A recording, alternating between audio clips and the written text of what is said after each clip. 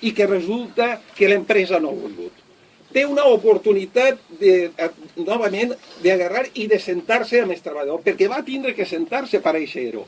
I ell dirà que volem tots al carrer i nosaltres es donarem una oportunitat de que traguen la pata, que l'han clavat fins al colze.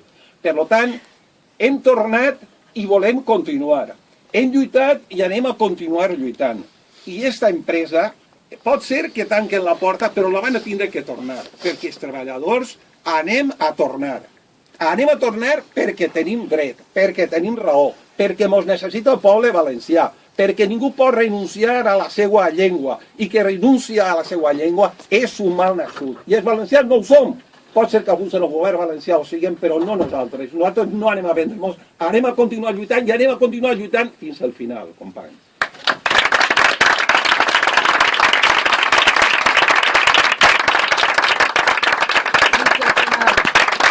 Ho vaig dir fa un any.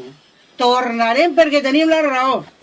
No heu de desesperar-vos, no heu de caure en la tristesa. Heu de lluitar, heu de treballar.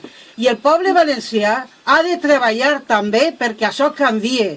Perquè això, senyors i senyores, no canviarà fins que el poble valencià prenga possessió de les seues coses, de la seva televisió, estima la seva llengua i la defensa, per damunt de tot.